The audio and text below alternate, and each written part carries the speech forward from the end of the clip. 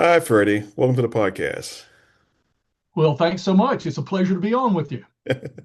Hey, Freddie. Let's talk a little bit about some big ideas. You use the term worldview, in a much more structured way than most people. Before we go deeper into our conversation, what exactly is worldview? Well, actually, you're absolutely right. Different people do use the word in very different ways. And so that's why one of the things I always like to do is to define the term with people before we use it. It seems like one of those kind of words that just has an automatic meaning, it's the way people view the world, but it's really much more technical than that. When you get down to cases, a formal definition would be the assumptions that people make about the nature of reality. Sounds a little bit esoteric, but it's really very, very practical because everybody has a way that they understand or they make a distinction between what's real and what's fantasy. And that particular way that they come up with that is not something that people sit down and really think about. It's for unless you've ever studied this topic, it's typically an unconscious thing. And so people, if you were to ask them, well, what is your worldview? They probably couldn't tell you, but they do distinguish in their own mind the way that between what they consider reality versus fantasy. And there are different ways that are different categories of worldviews that people base their understanding on. And so this is where the problems can come in if people are interacting with each other from different worldview categories. Okay, so I'm thinking about two different people. They're looking at the same evidence, the same situation, and they both have the same genuine experience. But can both those two have different, versions of reality based upon their worldview? Well, it's certainly possible for that to happen because people typically a person's worldview is formed in the environment that they are raised in. And so if they're raised in different environments, with different religions or different cultures, a lot of times they will have, people can have very different worldviews. And when they do, then the things that are affected by that are certain kinds of beliefs, values, motivations. Those kinds of things are affected by a person's worldview. Okay. So let's transition to what I call the invisible operating system. I often think about organization in terms of operating systems. I'm a management operating system expert. Is worldview essentially the invisible human operating system underneath behaviors? Yes, it is. In fact, what I mentioned just a moment ago about the fact that the typical person's worldview is totally and completely unconscious. People don't think about, okay, this is real and this is not real. It's when they interact with a situation in life or when they hear somebody expressing their beliefs about certain things, they will just automatically, hey, that's real or that's not real. And so yeah, it's an unconscious operating system. And on top of that, a person's every belief, every action, every thought is actually based on their worldview foundation. hmm So from a leader, if I only address visual behavior but don't understand the worldview underneath it, what do I miss on trying to, lead my people?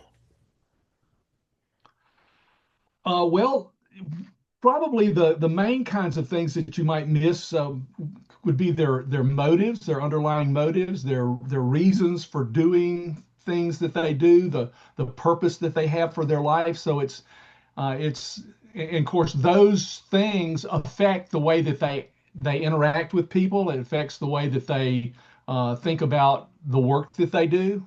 hmm So a leader, would be helped greatly in a lot of cases by knowing what a person's worldview understanding is. Now, can you give us an example, where it looked like it was a performance problem, but it actually was a worldview conflict. Well, I'm thinking right now of something that is going on in the world over in the Middle East. You know, we've got the U.S. and Iran fighting against each other, and I think the the the worldview understanding from the side of the West really has more to do with economics. You know, they're concerned about the flow of goods and all going through the Strait of Hormuz. Mm, Whereas on the other side, they're not concerned about that in the least bit, other than how it's going to fund their country. But their primary motivation has to do with their religious beliefs. They are trying to accomplish a particular religious outcome, and they don't care how that affects, countries in the West or other countries that are dependent on economically on the flow. And so the different worldviews really do have a pretty profound effect on the way that different people think about different things. And so in those cases, it could be that the two never shall meet. right, right. Well, let's talk about working across, different worldviews. You said it's difficult to kind of communicate effectively with people who conceive, reality different. How should a leader begin working across, that barrier? Okay, well, the first thing that's probably helpful to do is to understand how you actually get at a person's worldview.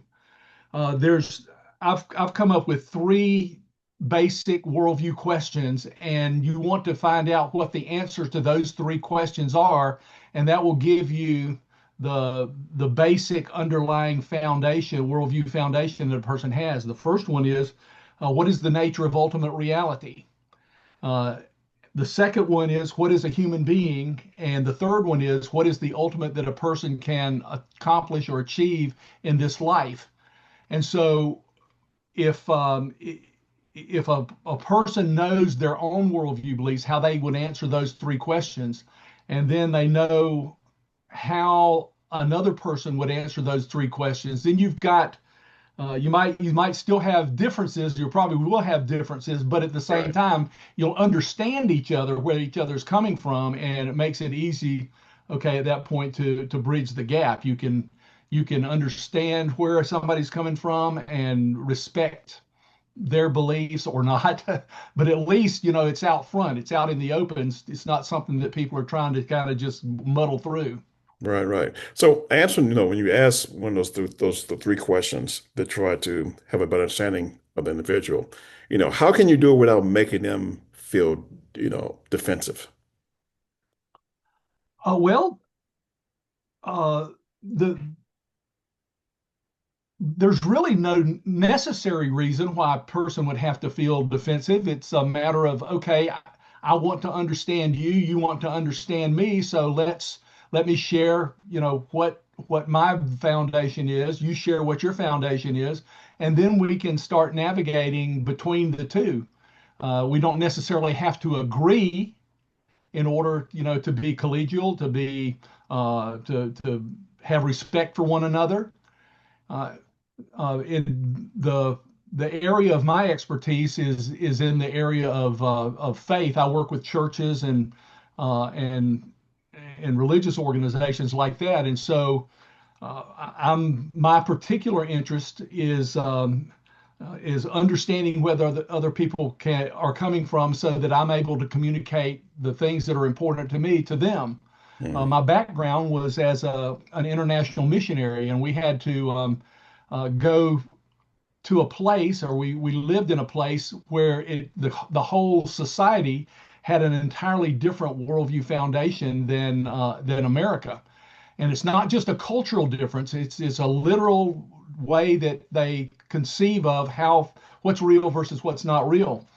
And so we had to learn these concepts and then learn how to communicate in our case, Christian theistic ideas across a barrier that was maybe a pantheistic idea, or pantheistic background, or an animistic background, or a naturalistic background. And so communicating across that kind of barrier is different than just saying what you believe.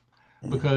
Because if I say what I believe and that sounds like it's doesn't reflect reality to you, it's just going to chew right over your head. Right, right, right. So, where is the boundary between empathy and surrendering my own principles when I'm having these conversations with individuals with a different worldview of mine? Um, I don't know that there's necessarily a boundary in that respect. Uh, when if people are willing to respect each other as persons, then you have to realize that the worldview is not something that's imposed on somebody else. It's something that belongs to them. And if you want to understand them, if you want to befriend them, if you want to be able to interact intelligently with them, then you don't. I guess the empathy is really, your own personal desire to interact, the personal desire to be friends or to be colleagues or whatever. Right, right. So let's shift a little bit and let's talk about organizational culture. That's what I lived in for 34 years before I started doing this. Every company says it has a culture, but could organization actually contain multiple competing worldviews beneath its one corporate structure? Or I mean, when it's under its one corporate mission statement? I don't think that would probably work too well because uh, a worldview reflects an entire way of understanding what's real. And so if you've got if you've got two centers of reality within one corporate structure, then people are just going to be talking past each other. They're going to be operating past each other. There's just going to be no way to come together on a single purpose for the organization. Right. So I work a lot with my clients on, accountability, operating systems. What happened when the senior leaders see accountability one way, but the frontline employees see it another way? Yeah, I think accountability doesn't have nearly as much to do with a person's worldview as it is with their willingness to work within the the organization the way that it's set up. I mean, it's going to be set up probably based on the worldview beliefs of the people who are the leaders of the organization or the founders of the organization. And so people that come in, they've got to conform to that. And if they can't, then they're probably not going to last very long. And it's not going to be a matter of somebody wanting to kick them out, or it's just not the working in that environment's just not going to make sense to them. Mhm. And that's Does what I that was make going to ask sense? next as a follow-up.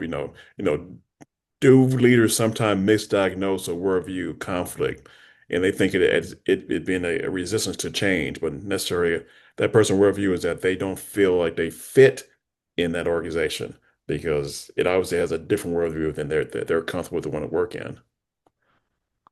Um, yeah, that that could certainly happen. Uh, sh you would think that a person would probably not want to get into an organization that didn't correspond to their worldview beliefs to begin with.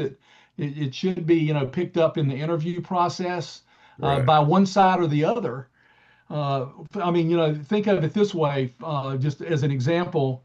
If there was a company that I don't know, one of the big things that's coming up these days is marijuana is becoming more legalized in different places. right, And right, so if a person came to work for the company and their foundational worldview beliefs were that, hey, marijuana is wrong, then you've got a worldview conflict there, a difference in what a person considers uh, real and not real, uh, true versus not true. that Right. just don't mesh. And Right. so it really probably lands more in the area of values when you're dealing on that level. Okay. So let's transition and talk a little bit about leadership. Um, you say leadership isn't about the leader. In an era where leadership branding is big, executive visibility and personal platforms are growing, why do you believe we may be over-centering the leader? Well, even the leader needs to have some kind of guidelines. I mean, the company exists for some reason, and a leader can't just come along and say, "Well, I don't like those reasons, and so we're going to take the company this way." Hmm. There's a bigger outcome than just the what's in the mind of the leader himself. He has to or she has to conform to what's good for the organization. And Right. so I think it's more about outcomes. It's more about can everybody get on the same page, and the leader has to be in a position to be able to communicate that and to lead in a way that doesn't just meet his own personal goals and needs, but it meets the goals and needs of the organization itself. Hmm. So how do we measure whether a leader is genuinely making other people better? Oh, probably outcomes. Uh, is is the company getting accomplished what the company needs to get accomplished? And if it is, then you can kind of assume that even if people have different worldviews, they're not incompatible in the sense of being able to work to accomplish the goals of the company. Hmm. Uh, but if there is that kind of conflict, that's where you're going to have problems. Now, could I have a leader that's achieving amazing numbers, but still be a poor leader? Probably temporarily. Uh, there are people that come in guns blazing and they can uh, crack the whip and get things going. But at some point, if they're doing damage to the people that are having to do the work, it's going to break down at some point for sure. Hmm. Hmm. So, talking a little bit about worldview, you know, is it possible? Is it a sophisticated way of us putting people in a box? And leaders may misuse this tool in a way it's not going to really be, effective on growing and developing, their teams. Um, I, I don't think that understanding worldview concepts is necessarily a situation of putting people in a box. Actually, their worldview determines their box. I mean, the worldview is belongs to the individual. Now, if you misunderstand where another person's coming view from based on their worldview, then you can run into the problems. But as far as the worldview itself, um, I don't think that that's an issue because if you're trying to find out more about the other person, what where they're coming from, what their worldview is. Gotcha, gotcha. So it really falls back on the leader to be wise enough in this area not to your point. Um, Exactly. Good. Okay, so with that said, as I'm asking the questions of individual to get a better understanding of their worldview, what happened when a person's stated belief and actual behavior contradicts each other?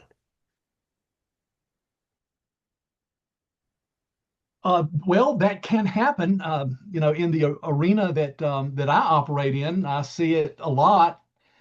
People self-identify, for instance, as a Christian, but they live a life that's not consistent with what the Christian faith teaches.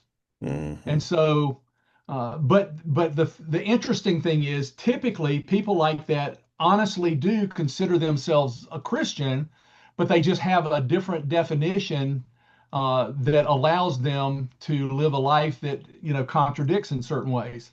And Bingo. so, Yes, yes.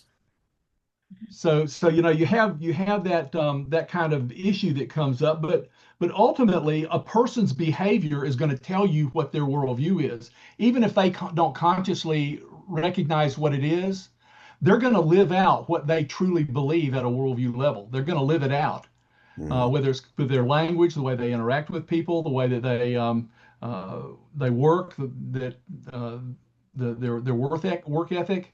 All of that is going to be based on their actual worldview beliefs. So even if they are not consciously aware of what those are, they're still going to be living them out. And so what you'll end up seeing is maybe hypocrisy or something like that. right. So if we have leaders, obviously who listen to our podcast, and and they're listening today, and they have teams divided by different beliefs, values, generations, and assumptions about reality. What should that leader do first thing, next Monday morning? Well, one of the things that's probably lacking in so many places that could be really helpful is to really and truly be interested in the other person. And if you're interested, genuinely interested in another person, and you want to know what they think and what they believe and what motivates them, then just have a conversation.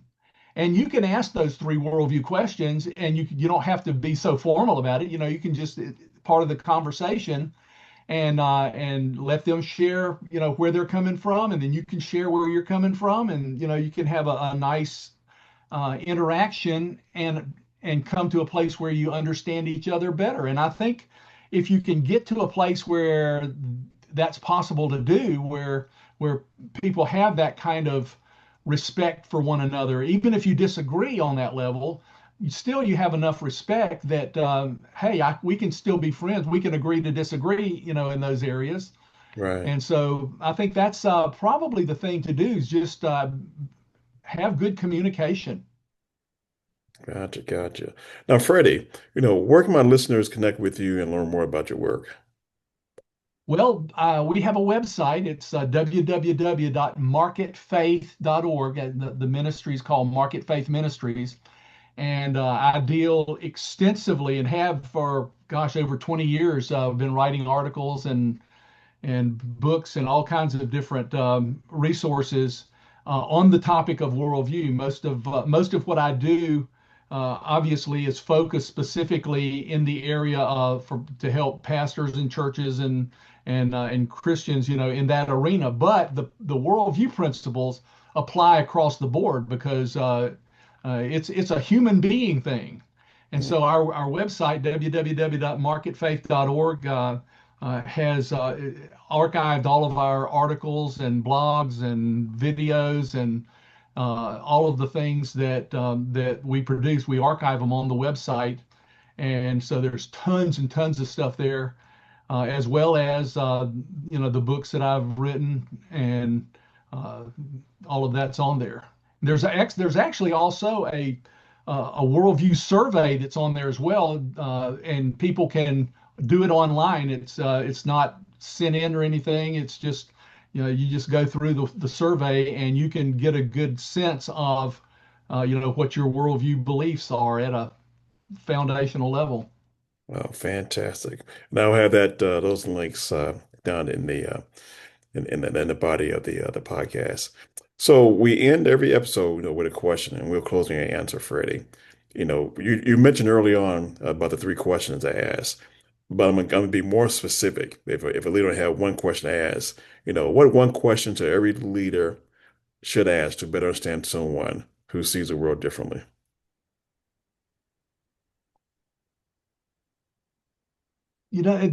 I think you need all three questions because that covers what their understanding of reality is at the level of big picture, their understanding of who they are and who other people are as human beings and what their goals are. And so I think those three things are the things that that people need to know. And I don't know if it's uh, this kind of topic. It can go pretty deep and pretty, and so and so it's not necessarily the kind of things that you can do in just like a one-shot deal. But if you want to get to know people and at the deepest level, the worldview level, then I think interacting with those three questions, it doesn't have to be all three at one time, Right. but just over time, as you get to know them and as you get to, they get to know you, you deal with those things. Fantastic. So Freddie, thank you so much for being on the podcast. I always get comments back from from my audience, and I'm sure there's going to be some follow-up questions they're going to have for us. So if I get enough of them, we'll definitely I'll reach back out to you, and we'll do a part two, of this episode to be able to address those questions they have for you. So thank you again so much for being part of our show. Well, thanks so much. It was my pleasure. I enjoyed having this interaction with you. All right, take care now, Freddie. Thank you. Thank you. I really love that. But real quick before we wrap, please support our sponsors. This episode was brought to you by Crunch Time Gourmet Popcorn and Apples out of Bridgeport, West Virginia. Shop their flavors online at crunchtimebvv.com. That's crunchtimewv.com. And if you're in a serious growth season, LinkedIn Premium is designed to help you get hired, grow your business, or learn new skills. Plus, this segment featured Fundrise's Innovation Fund VCX. If you want access to high-growth tech companies before they go public, learn more at fundrise.com/VCX. And for additional information, please reach out via our website at www.carassinnovations.com. Check out our other podcasts, The Continuous Improvement Lab, and our YouTube channel at Caras Innovations Group.